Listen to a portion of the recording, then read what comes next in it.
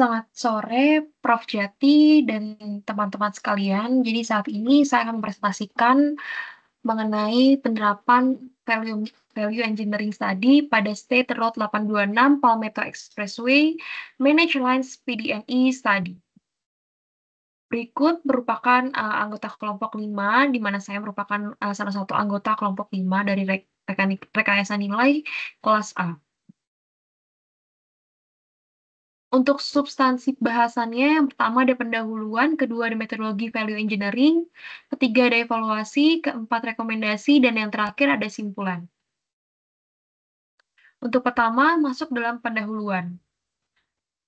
SR826 merupakan salah satu jalan raya yang paling banyak dilalui di Miami-Dade County. Jalan bebas hambatan akses terbatas multi-jalur ini memanjang ke selatan utara dari US 1 hingga New York 154 Street dengan jarak sekitar 18 mile. Koridor kemudian berbelok ke timur dan membentang timur ke barat dari NW 67 Avenue ke Interstate 95 di Golden Gate Glades Interchange dengan jarak sekitar 7 mile. SR826 menghubungkan selatan Miami-Dade County ke utara Miami-Dade County dan berfungsi sebagai rute feeder ke Jalan 826 Timur Barat yang merupakan jalan tersibuk di country. SR826 juga menyediakan koneksi level sistem ke I-75, HEFT, SR924, SR874, dan I-95.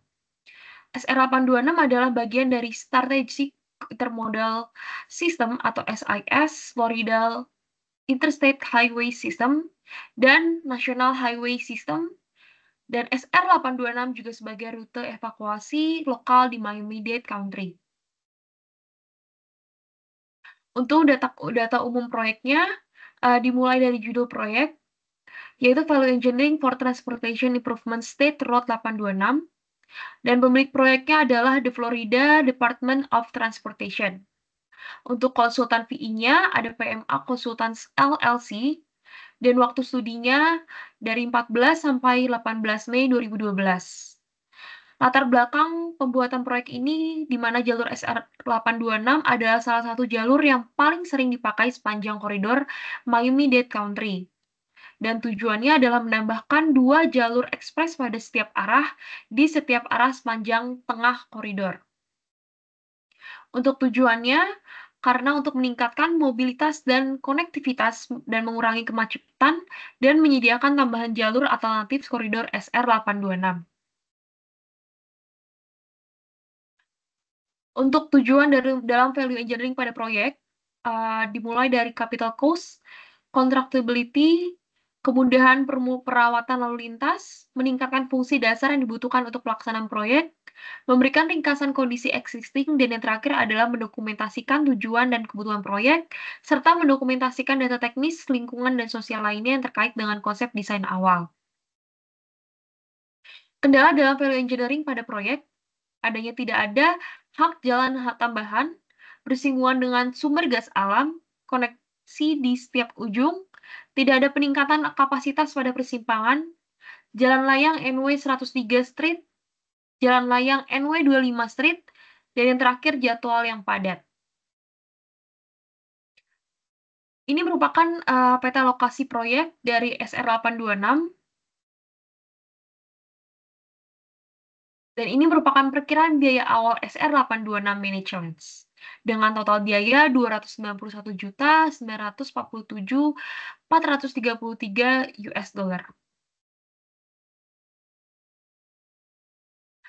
Hasil dari studi value engineering pada proyek tersebut adalah tim VE awalnya menghasilkan 31 dan 9 ide yang ditentukan untuk menjadi saran desain selama fase ide-ide kreatif dari rencana kerja VE. Ide-ide tersebut kemudian dievaluasi berdasarkan kriteria evaluasi untuk proyek ini. Objek evaluasi ini adalah untuk mengidentifikasi ide-ide dengan pencapaian yang paling menjanjikan untuk mencapai penghematan sambil mempertahankan fungsi untuk meningkatkan operasi. Dan selama proses ini disepakati bahwa tim memiliki berbagai ide untuk semua lokasi, tapi ide-ide tertentu yang memiliki potensi peningkatan nilai terbesar dibawa ke depan untuk pengembangan lebih lanjut. Tim VE akhirnya mengkategorikan 6 ide sebagai rekomendasi untuk mempertimbangkan dan dipertimbangkan oleh para desainer. Untuk rekomendasi alternatifnya sendiri, tindakan manajemen pada setiap rekomendasi yang diambil pada rapat resolusi berikutnya akan dimasukkan ke dalam tabel 1.4 sampai 1 di kolom Management Action. Manajer proyek FDOT harus memastikan bahwa semua rekomendasi yang diterima dilaksanakan dan semua tindakan yang tertunda diselesaikan untuk dimasukkan dalam desain proyek. Koordinasi yang erat dengan District Value Engineer didorong untuk memastikan penyelesaian tindakan manajemen yang tepat waktu.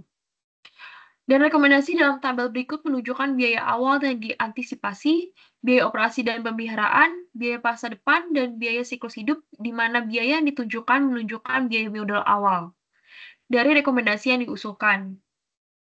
Biaya siklus hidup nilai sekarang atau PW juga termasuk biaya awal dan biaya lain yang disebutkan. Penerimaan rekomendasi ini akan meningkatkan nilai dan dimasukkan ke dalam desain fasilitas, di mana rekomendasi ini tampaknya menjadi cara yang paling hemat biaya untuk fungsi yang diperlukan. Ini merupakan tabel 1.4 sampai 1 yang tadi telah disebutkan, dan ini merupakan daftar peserta workshop dan informasi proyek, di mana tujuan dari workshop sendiri adalah meninjau kembali dan menjelaskan agenda pengembangan value engineering. Untuk selanjutnya, masuk ke dalam metodologi value engineering. Bagian ini menjelaskan prosedur analisis nilai yang digunakan selama studi value engineering.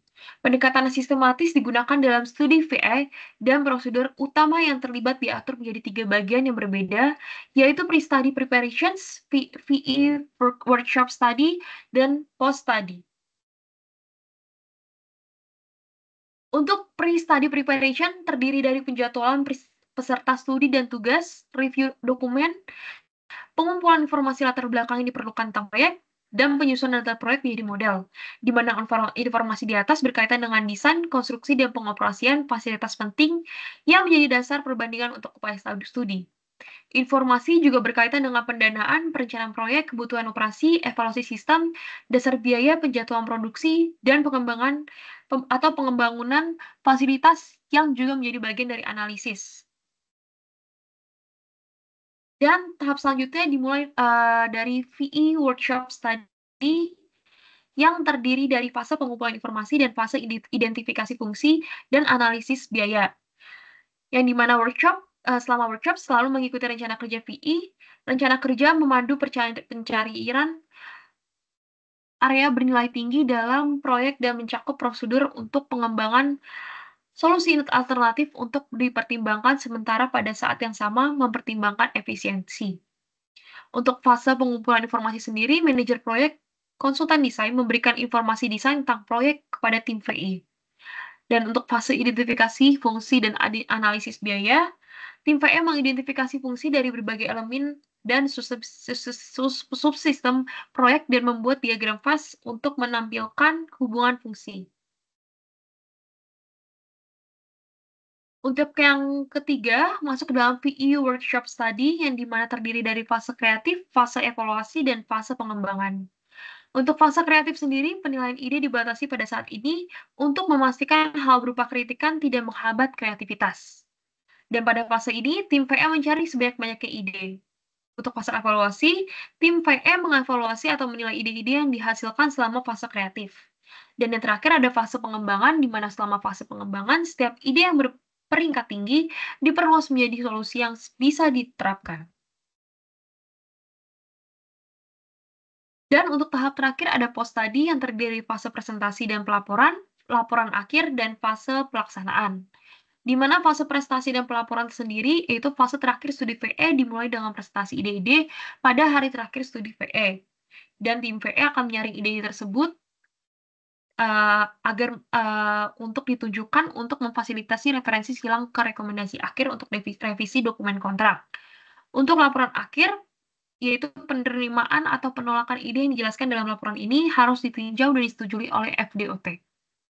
Dan yang terakhir ada fase pelaksanaan, di mana implementasi rekomendasi VE yang terdapat di dalam laporan akhir yang merupakan peningkatan ide yang didapatkan pada tahap VE workshop study menjadi rancangan solusi.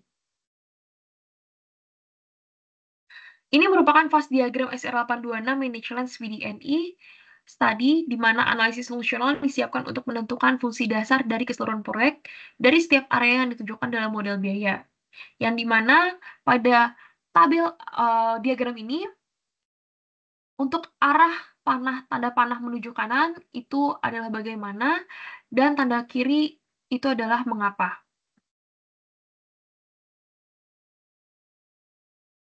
Untuk selanjutnya ada data ekonomi, model biaya, dan perkiraan, di mana tim studi menggunakan kriteria ekonomi untuk mengevaluasi dengan informasi dari Long Range Estimate konsultan PDNI pada 29 Februari 2012 untuk mengungkapkan biaya dengan cara perbandingan biaya yang terkait dengan alternatif berdasarkan biaya siklus hidup total dan nilai pekerjaan saat ini yang telah didiskon. Suku bunga periode didasarkan pada parameter berikut, di mana tahun analisisnya yaitu tahun 2012, kehidupan perencanaan ekonominya 30 tahun mulai dari tahun 2014, tingkat diskonto atau bunganya yaitu 5%, dan inflasinya 3%. Di mana perkiraan biaya awal digunakan oleh tim untuk elemen konstruksi utama dan dikembangkan oleh URS dan tim penaksir hak jalan. Selanjutnya masuk dalam tahap evaluasi, di mana pada fase kreatif, pemunculan ide-ide dilakukan dengan cara brainstorming. Ide-ide yang muncul kemudian didiskusikan dan dievaluasi dengan kriteria-kriteria yang ditetapkan bersama oleh tim VE. Terdapat 9 kriteria yang digunakan untuk evaluasi, di mana sebagai berikut, yaitu pertama, biaya modal, kedua, kemudahan konstruksi, ketiga, perawatan di masa mendatang, keempat, dampak pada penjadwalan, kelima, operasi lalu lintas, keenam, pemeliharaan atau kontrol lalu lintas, ketujuh, membutuhkan variasi atau pengecualian, kedelapan, memenuhi kebutuhan di masa mendatang, dan yang terakhir, dukungan publik. Setelah menentukan kriteria apa saja yang digunakan, kemudian tim VE juga menentukan bobot nilai untuk masing-masing kriteria tadi. Setiap kriteria diberi bobot nilai antara angka 1 sampai 9 dengan bobot angka 1 untuk kriteria yang paling kurang penting dan bobot angka 9 untuk kriteria yang paling penting. Dan berikut merupakan tabel bobot nilai untuk masing-masing kriteria.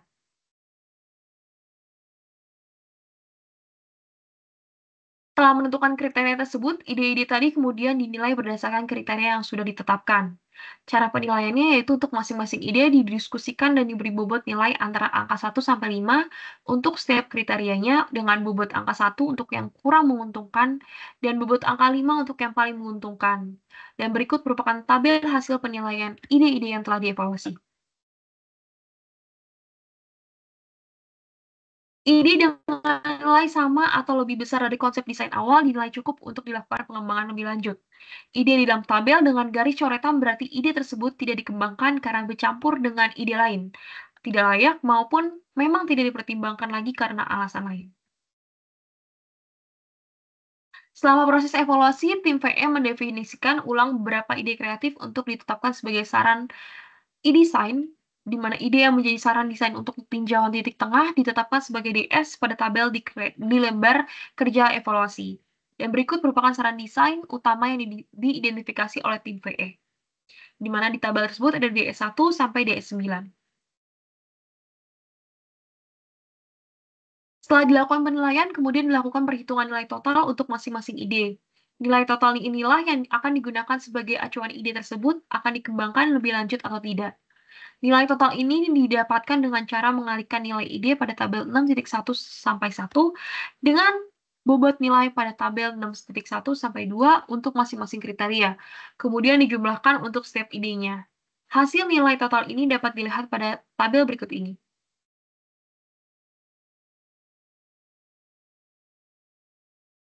Untuk selanjutnya adalah rekomendasi. Rekomendasi yang ditampilkan merupakan gagasan-gagasan yang disusun tim studi VE yang di dalamnya mencakup perbandingan antara proposal tim VE dan konsep asli perancang, di mana gagasan-gagasan ini terdiri dari ringkasan desain asli, deskripsi perubahan yang diusulkan, dan evaluasi deskriptif tentang kelebihan dan kekurangan rekomendasi yang diusulkan. Untuk memastikan bahwa biaya dapat digunakan sebagai pembanding dalam gagasan yang diajukan oleh tim VE, perkiraan biaya alternatif PDNI dan perkiraan biaya awal grup LPA digunakan sebagai dasar penentuan harga. Tim studi atau pemimpin tidak menjamin kelayakan rekomendasi ini atau kelayakan implementasinya. Ini sepenuhnya menjadi tanggung jawab desainer sesuai dengan pemiliknya. untuk mengeksplorasi kelayakan teknis dan membuat keputusan untuk implementasi. Untuk rekomendasi pertama di nomor 6, memperhitungkan penggunaan lajur 4+1 dengan bahu jalan penuh pada jalur yang dikelola di setiap arah, di mana alternatif yang dipilih, alternatif dokumen PDNI menunjukkan 2 manage lanes dan 4 lajur umum selebar 11 feet, dengan rentang kelebar median 12 feet, di mana minus 57% dari panjang proyek, hingga kurang 4 kaki pada titik jepit tertentu pada NW 103 Street. Alternatif I-nya, yaitu tim VI dapat mengimplementasikan manage lens tunggal 11 feet dan dilanjutkan bahu jalan 12 feet dari SR826 ke utara dari persimpangan I75. Tidak diperlukan pelebaran untuk fase ini yang hanya membutuhkan pengecatan delineator dan infrastruktur tol. Keuntungannya yaitu biaya awal yang rendah, dampak operasional yang lebih sedikit, menyediakan aliran pendapatan awal, mengurangi dampak ke area konstruksi jalan I75, memanfaatkan infrastruktur atau jalur yang ada dengan cara yang semula dimaksudkan. Untuk kerugiannya sendiri, itu yaitu kekhawatiran yang mungkin timbul mengenai aliran lalu lintas yang berdampak lebih lambat karena jalur terkelola tunggak belum pernah diterapkan sebelumnya, dan pemeliharaan delineator pendapatan potensialnya minimum pendapatannya.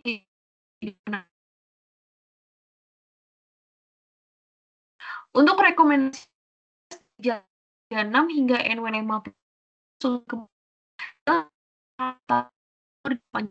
ke depan kecil SR826 baik dalam dan NW50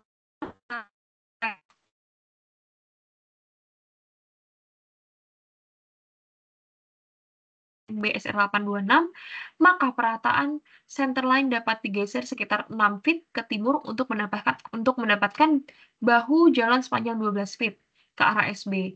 Dinding penghalang luar NB yang diusulkan dalam PDNI akan digeser 10 kaki ke timur yang akan mengakomodasi pergeseran pelurusan centerline 6 feet. Ditambah 4 feet lainnya untuk juga meningkatkan bahu jalan menjadi 12 feet di bagian NB. Keuntungannya sendiri yaitu secara signifikan meningkatkan lebar bahu bagian dalam, operasi lalu lintas akan semakin meningkat, tanggap darurat akan meningkat secara signifikan, adanya pendapatan tambahan, dan yang terakhir tiang yang dipasang di bahu akan lebih mudah dirawat. Untuk kerugiannya sendiri, peningkatan biaya konstruksi, waktu konstruksi dan pemeliharaan lalu lintas, rekonstruksi dinding penghalang median, sedikit modifikasi pada jalan lokal, dan yang terakhir, rekonstruksi dinding median akan mengakibatkan 2 pergeseran MOT tambahan, di mana pendapatan potensialnya adalah $1.282.000.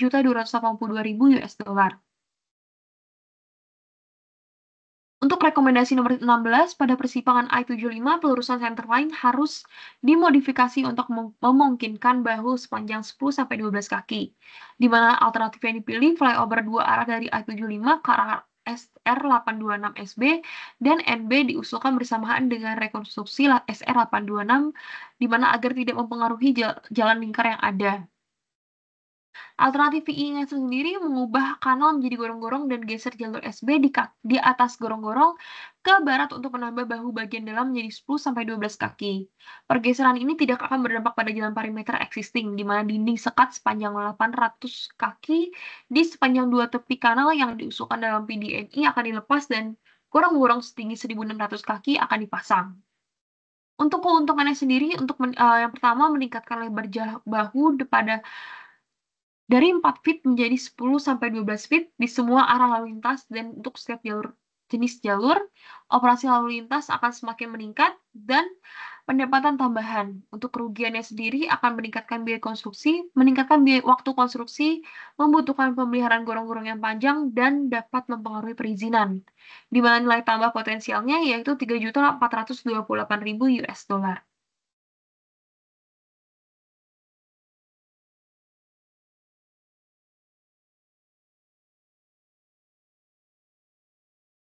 Untuk rekomendasi nomor 19, antara Jalan NW 74 dan Jalan Okikobi, perluasan selatan ke barat untuk menyediakan bahu jalan sepanjang 12 kaki dengan meluruskan kembali jalan masuk di Jalan Okikobi. Alternatif yang dipilih di mana alternatif dokumen PDNI menunjukkan bahu bagian dalam dengan ketinggian 4 feet untuk manage lens ke selatan dari utara NW 74 Street ke selatan Okeechobee Road. Alternatif I-nya itu memperluas 8 feet ke barat untuk membuat bahu jalan menjadi 12 feet dan di mana jalan di Okeechobee Road ke SR826SB perlu dimodifikasi seperti yang ditunjukkan pada grafik. Untuk keuntungannya sendiri yaitu meningkatkan lebar bahu bagian dalam dari 4 feet hingga 12 feet, memungkinkan kendaraan yang cacat masuk ke dalam bahu tanpa mengganggu operasi jalur yang dikelola, dan yang terakhir bahu jalan sepanjang 12 feet memberikan kondisi yang lebih baik daripada 4 feet. Untuk kerugiannya sendiri yaitu yang pertama peningkatan biaya, kedua peningkatan pemeliharaan lalu lintas selama konstruksi, dan nilai tambah potensialnya yaitu $7.632. Untuk rekomendasi nomor 22, pada seksi 5 dibuat crown dan stripping sepanjang 11 kaki untuk menghindari dampak pengerjaan ulang, juga perpanjang jalur ke utara ke-5 lebih jauh ke selatan, di mana alternatif yang dipilih berdasarkan batas proyek ini menunjukkan tumpang tindih antara NW 7 Street dan NW 25 Street. Pada SR 826, departemen saat ini sedang bernegosiasi dengan tim joint venture untuk merevisi ruang lingkup pekerjaan bersama SR 826 untuk memodifikasi trotoar dan drainase untuk proyek managed lanes yang akan datang. Modifikasi ini tidak termasuk perubahan pada friction course dan marka jalan. Konstruksi managed lanes juga harus mengubah crown jalur jalan NB dan SB. Untuk alternatif I-nya yaitu tim joint venture bagian 5 akan membuat friction course, mengubah lokasi crown dan stripping SR826 antara NW7 strip untuk mencocokkan konfigurasi akhir dari proyek jalur managed lanes. Sama konstruksi managed lanes, jalur friction dan strips terakhir pada jalur dan bahu tambahan akan diselesaikan oleh pemegang konsensi. Untuk keuntungannya sendiri, lebih sedikit biaya keseluruhan karena menghilangkan pengerjaan ulang dan kurangnya pendapatan publik yang bersifat negatif mengenai konstruksi boros yang terlihat dan dampak lalu lintas tambahan. Untuk kerugiannya, mengalihkan biaya pengerjaan ke proyek bagian 5 saat ini, dan upaya mendesain ulang untuk bagian 5. Pendapatan potensialnya yaitu $940.000. Untuk alternatif nomor 23 yaitu tambahkan batas kecepatan ke General Purpose Lanes, di mana alternatif yang dipilih, alternatif dokumen PDNI menunjukkan managed lanes yang bervariasi pada kecepatan desain 60 mph, yang kecepatan tercatat 55 mph, dan kecepatan desain tujuan umum 60 mph, dengan kecepatan tercatatnya 55 mph. Alternatif I-nya itu memanfaatkan variabel batas kecepatan jalur tujuan umum untuk mengelola arus lalu lintas General Purpose Lanes dengan lebih baik. Disarankan untuk memasang rambu batas kecepatan sebelum memasuki segmen managed lanes dengan 2 rambu dan di antara step interchange di setiap arah dengan 16 rambu. Keuntungannya sendiri yaitu meningkatkan operasi dan secara aktif mengelola arus pada jalur tujuan umum, meningkatkan antisipasi hasil karena variasi kecepatan yang diperkecil dan memberikan kecepatan yang lebih konsisten. Kerugiannya tersendiri yaitu meningkatnya biaya modal dan pemeliharaan yang berkelanjutan dan untuk rambu-rambu dinamis dan konsep baru untuk wilayah dan penerimaan publik. Untuk pendapatan potensialnya yaitu $2 juta hingga $5 juta. Untuk kesimpulannya, berdasarkan pembahasan pada bab sebelumnya di proyek transportasi Jalan Nasional 826 Palmetto Expressway, dapat diambil simpulan bahwa pertama, studi value engineering pada proyek transportasi Jalan 826 berhasil menghasilkan 31 ide dengan 9 ide yang direkomendasikan untuk implementasi. Dari segi finansial, rekomendasi-rekomendasi yang diusulkan memberikan potensi penghematan yang signifikan. Di mana yang pertama, rekomendasi nomor 6 memberikan potensi pendapatan minimal $5.360.000. Rekomendasi nomor 22 memberikan potensi penghematan biaya sebesar $940.000 dan rekomendasi nomor 23 memberikan potensi nilai tambah $2-5 juta. Dan yang ketiga, penerapan value engineering pada proyek ini terbukti efektif dalam meningkatkan mobilitas kendaraan, mengurangi kemacetan lalu lintas, menyediakan pilihan lajur tambahan, mengoptimalkan penggunaan sumber daya yang ada, dan memberikan solusi alternatif yang lebih efisien. Sekian presentasi dan pemaparan mengenai studi value engineering dari saya. Saya ucapkan terima kasih atas perhatiannya.